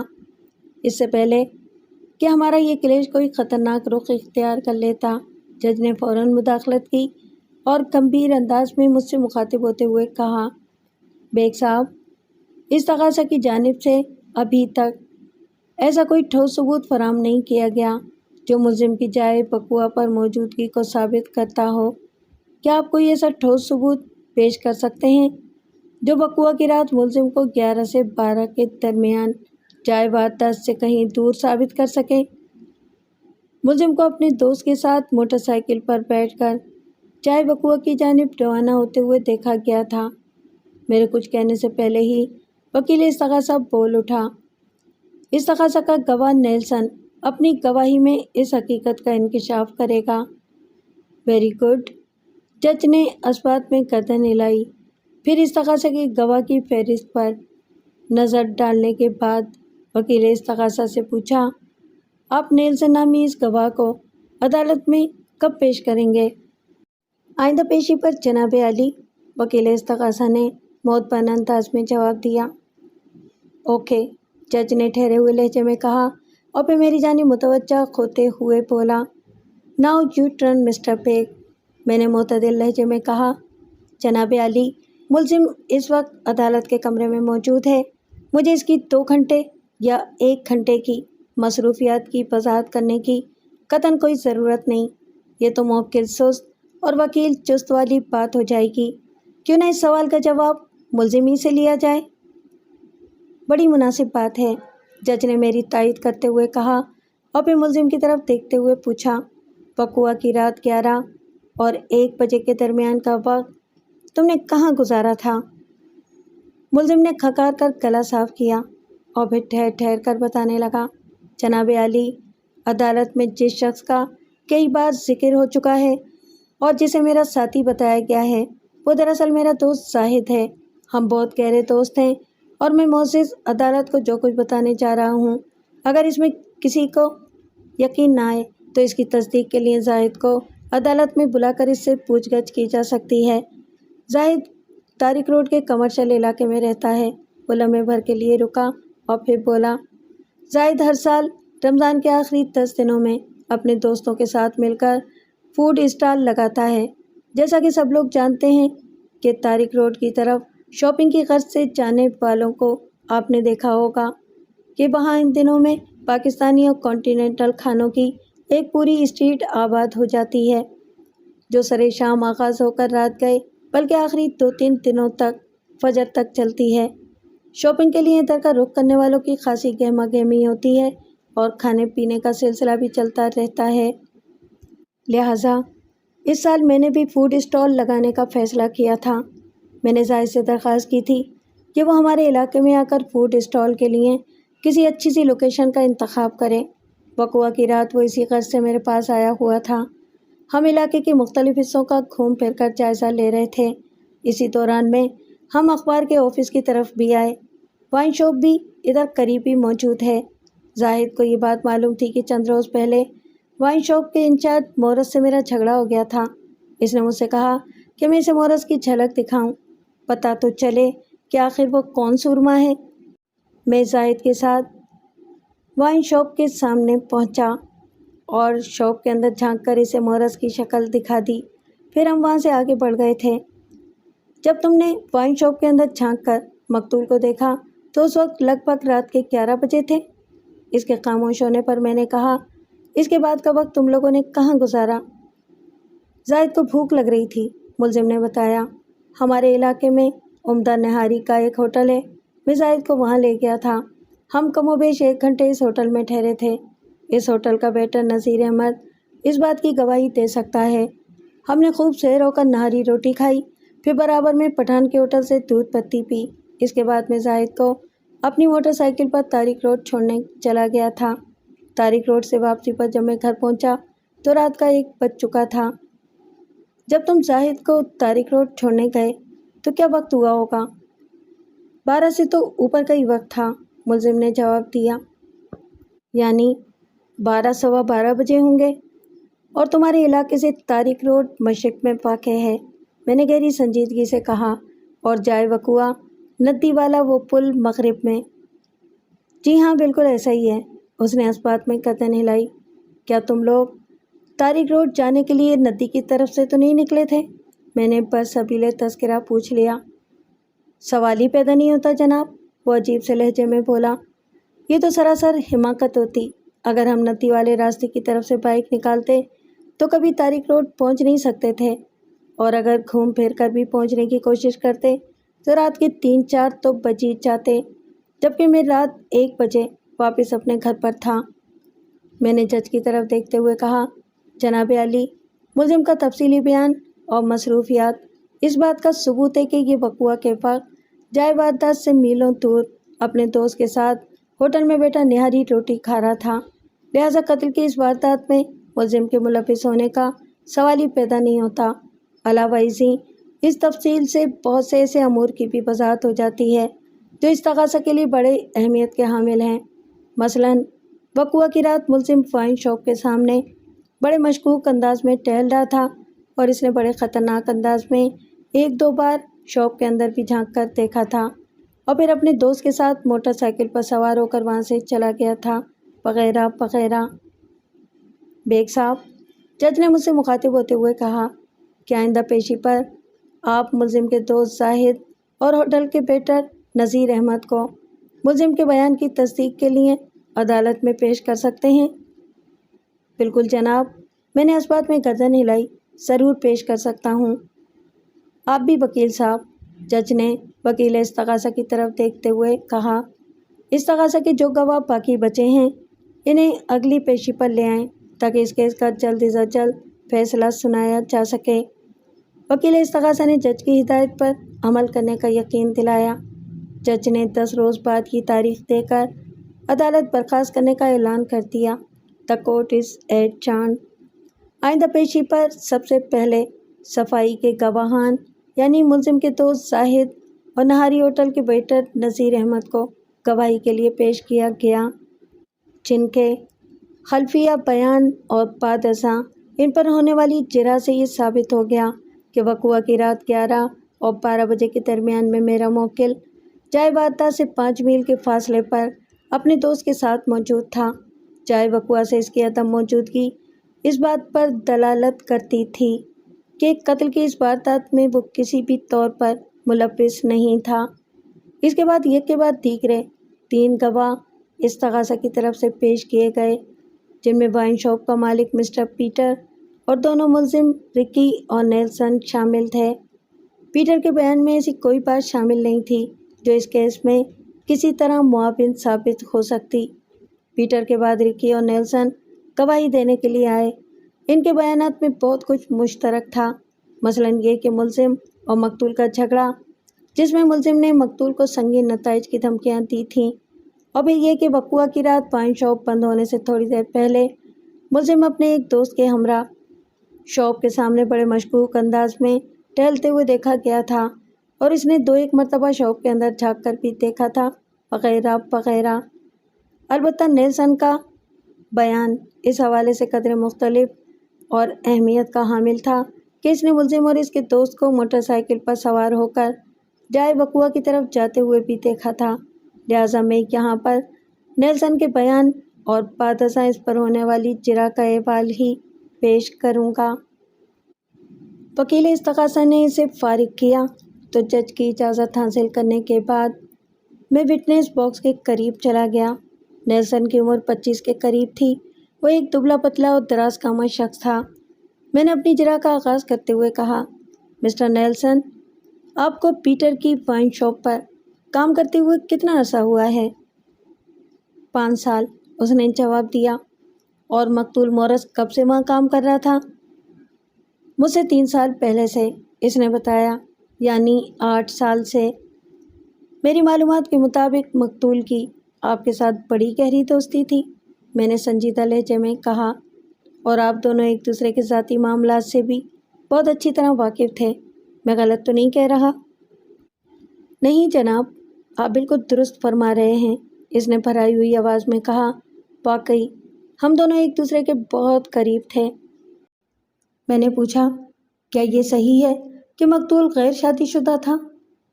جی ہاں، اس نے اس بات میں سر ہلایا، مورس کی ابھی شادی نہیں ہوئی تھی۔ مقتول کی شادی نہیں ہوئی تھی؟ میں نے سرسری لہجے میں دہرایا، پھر سوالیہ نگاہوں سے گواہ کی طرف دیکھتے ہوئے کہا، لیکن ایک جگہ بڑا زبردست ماشکا چل رہا تھا، یہ معاملہ آپ سے چھپا ہوا تو نہیں تھا مسٹر نیلسن؟ جی مجھے اس معاملے کی خبر تھی، گواہ نے جواب دیا۔ کیا اس لڑکی کا نام اگنس تھا؟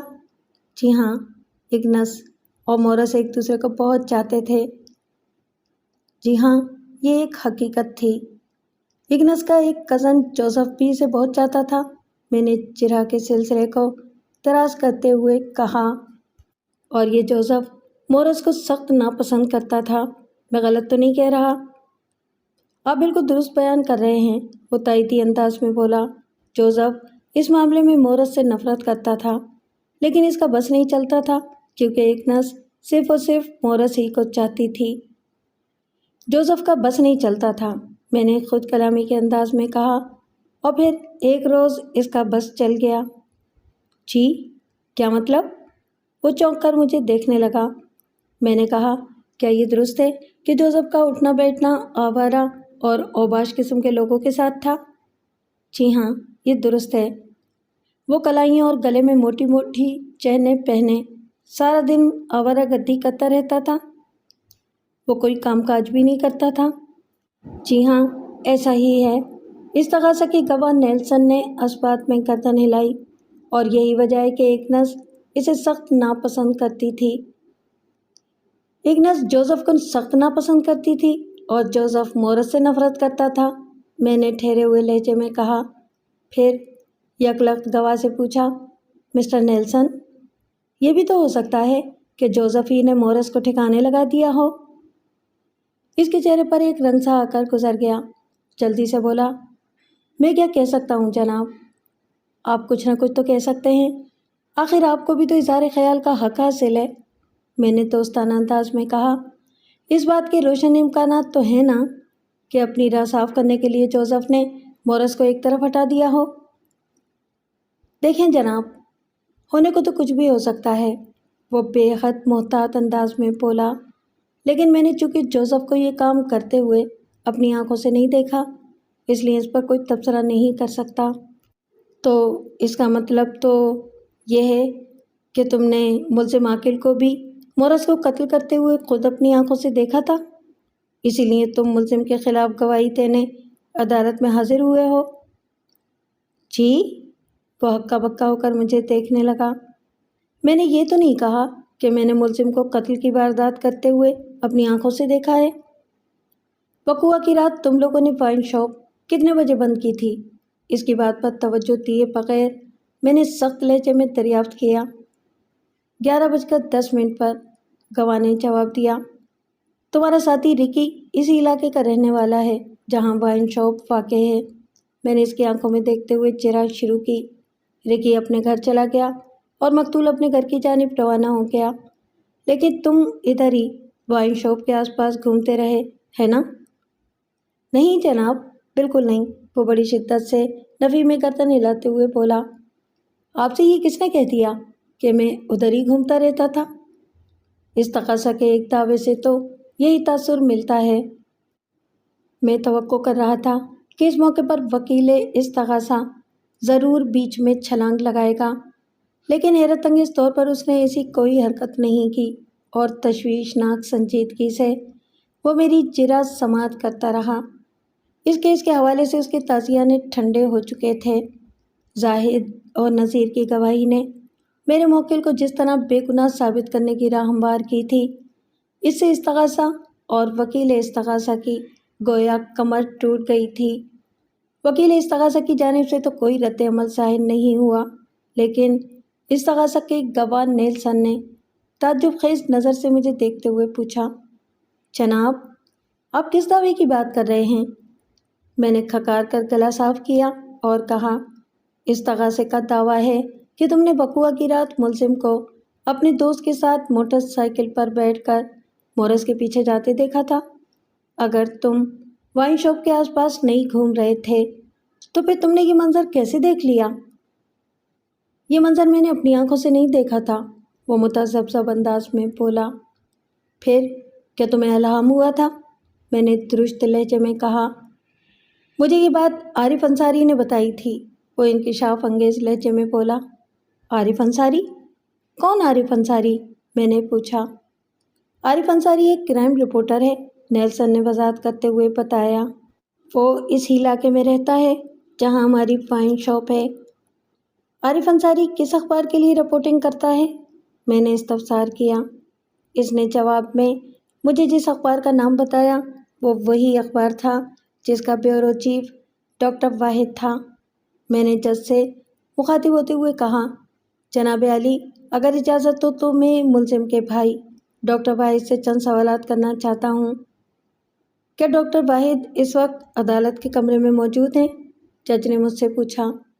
جی ہاں، ڈاکٹر صاحب موجود ہیں، میں نے مؤدبانہ انداز میں جواب دیا۔ اجازت ہے، جج نے گمبھیر آواز میں کہا۔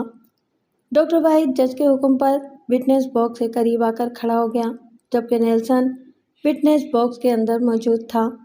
میں نے ڈاکٹر واحد کی طرف دیکھتے ہوئے پوچھا، کیا عارف انصاری نامی یہ کرائم رپورٹر آپ کے اخبار سے منسلک ہے؟ جی ہاں، وہ اسی اخبار کے اسٹاف کا حصہ ہے، ڈاکٹر نے ٹھہرے ہوئے لہجے میں جواب دیا، لیکن میرا اس سے کوئی تعلق نہیں۔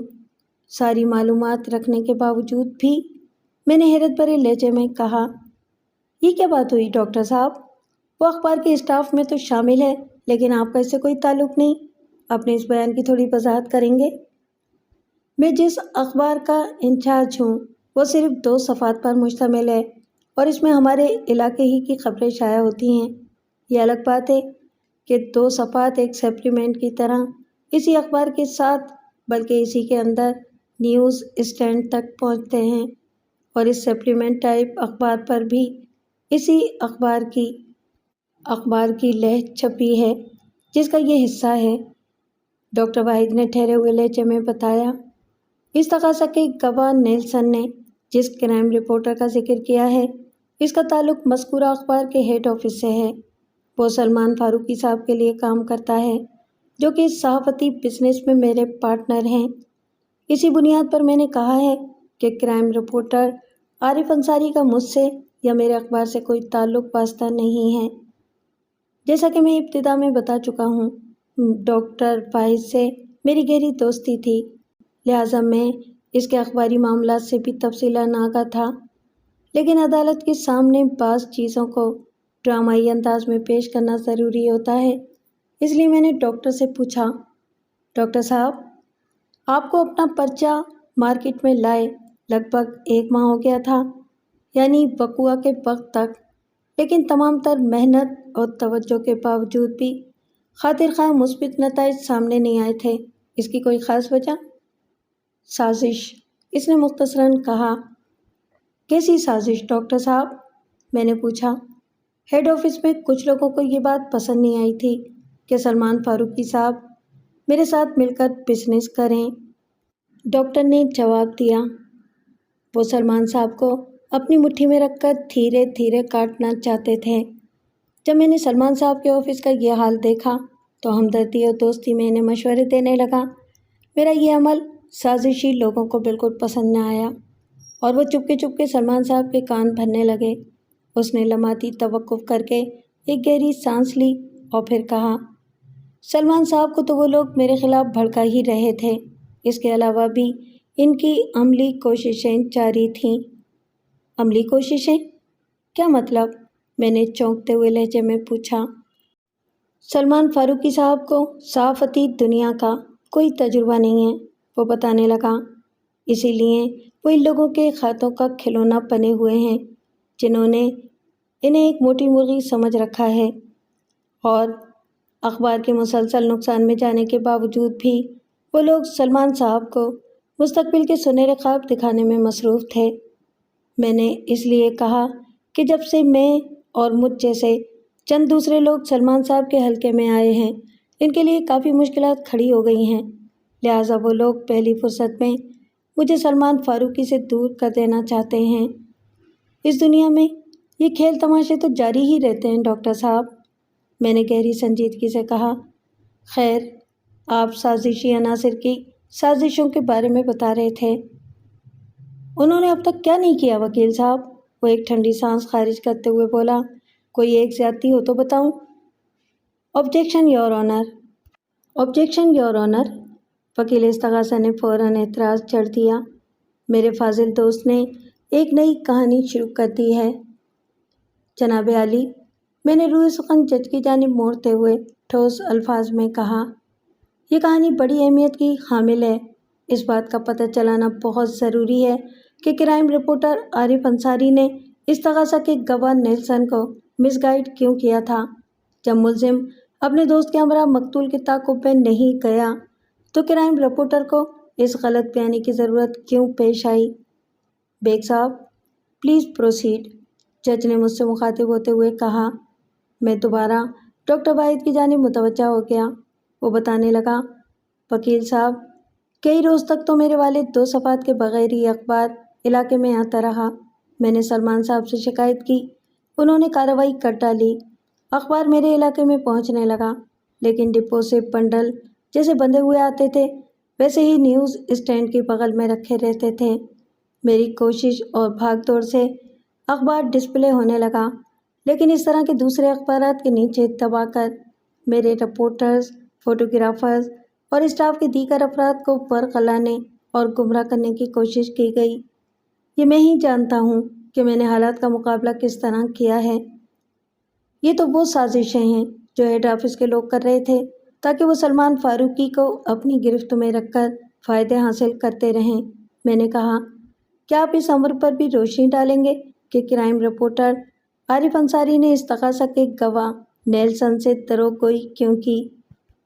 اس لیے کہ میرے سپلیمنٹ سے سب سے زیادہ تکلیف اسی شخص کو پہنچی تھی، ڈاکٹر نے زہریلے لہجے میں کہا۔ وہ کس طرح ڈاکٹر صاحب؟ میں نے استفسار کیا۔ عارف انصاری بھی اسی علاقے کا رہنے والا ہے جہاں میں رہتا ہوں۔ ایک اخبار کا کرائم رپورٹر ہونے کے ناطے یہاں کے مقتدر حلقوں، نیوز اسٹینڈ والوں اور ہوکس وغیرہ پر اس کے اثرات ہیں۔ میری عارف انصاری سے اور عارف انصاری کی مجھ سے کوئی ذاتی دشمنی نہیں، لیکن سلمان صاحب کی زبانی مجھے جو حالات پتہ چلے ہیں ان کی روشنی میں کہا جا سکتا ہے کہ عارف انصاری کو میرے کام سے بڑا گہرا صدمہ پہنچا تھا۔ سلمان فاروقی نے آپ کو ایسی کون سی بات بتا دی تھی؟ سلمان صاحب کے مطابق عارف انصاری اپنے علاقے کا بیورو چیف بننا چاہتا تھا، ڈاکٹر وضاحت کرتے ہوئے بولا، لیکن سلمان صاحب نے اس کی بات نہیں مانی اور مجھ سے پارٹنرشپ کر لی۔ سلمان صاحب کا یہ فیصلہ عارف انصاری کو بہت ناگوار گزرا تھا، اسی لیے اس نے میرے کام کی راہ میں مختلف انداز سے روڑے اٹکانے شروع کر دیے تھے۔ میں نے گہری سنجیدگی سے کہا، لیکن اب دیکھنا یہ ہے کہ عارف انصاری نے اس تقاضا کے گواہ نیلسن سے جو غلط بیانی کی ہے، اس سے وہ کون سا مقصد حاصل کرنا چاہتا تھا؟ یہ تو اسے عدالت میں بلا کر ہی پوچھا جا سکتا ہے، ڈاکٹر واحد نے ٹھہرے ہوئے لہجے میں کہا۔ دیٹس آل یور آنر، میں نے ڈاکٹر سے سوالات کا سلسلہ موقوف کر دیا۔ جج تھوڑی دیر تک اپنے سامنے میز پر پھیلے ہوئے کاغذات کو گھورتا رہا، پھر وکیل استغاثہ سے مخاطب ہوتے ہوئے بولا، یہ آپ کی ڈیوٹی ہے کہ آئندہ پیشی پر کرائم رپورٹر عارف انصاری عدالت میں حاضر ہو، اور بیگ صاحب، اس نے میری طرف دیکھتے ہوئے کہا، آپ جوزف نامی اس شخص کو عدالت میں لائیں گے جو مقتول سے شدید نفرت کرتا تھا۔ میں نے نہایتی احترام سے کہا، اگرچہ جوزف کو عدالت میں حاضر کرنا بھی اس تقاضا ہی کے فرائض کا حصہ ہے، لیکن معزز عدالت کا حکم سر آنکھوں پر۔ جج نے اس بات میں گردن ہلائی اور عدالت برخاست کر دی۔ اگلی پیشی پر میں نے مقتول کے رقیب روح سیاہ کو گواہی کے لیے عدالت میں پیش کر دیا۔ جوزف کے حلفیہ بیان نے اس کی جائے وقوع سے عدم موجودگی ثابت کرتے ہوئے اسے بے گناہ قرار دے دیا، لہذا عدالت نے اسے جانے کی اجازت دے دی۔ جوزف کو مورس سے جذباتی دشمنی ضرور تھی، لیکن وہ اس کی موت کا خواہاں ہرگز نہیں تھا۔ مورس کو پیش آنے والے واقعے کا اسے دلی افسوس تھا۔ وہ محبت میں حسد اور رقابت کا شکار ہو گیا تھا، تاہم ان کیفیات میں بھی اس نے کبھی مورس کی جان لینے کے بارے میں نہیں سوچا تھا۔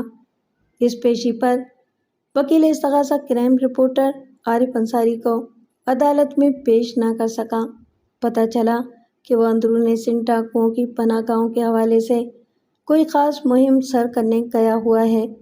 اس کے بعد 2-3 پیشیوں پر بھی جب وہ غیر حاضر رہا اور وکیل استغاثہ اس کی مصروفیات کے حوالے سے مختلف عذر کھڑنے میں مصروف نظر آیا تو میں نے جج سے کہا، جناب عالی، اب تک کی عدالتی کارروائی کے نتیجے میں میرا موکل اس کیس کا ملزم عاقل مکمل طور پر بے گناہ ثابت ہو چکا ہے، لہٰذا معزز عدالت سے میری استدعا ہے کہ اس بے قصور کو عدالتوں میں مزید گھسیٹنا انصاف کے اصولوں کے منافی ہوگا، چنانچہ اس کی باعزت بریت کے احکامات صادر کرتے ہوئے اس کے خلاف دائر اس کیس کو فی الفور خارج کیا جائے۔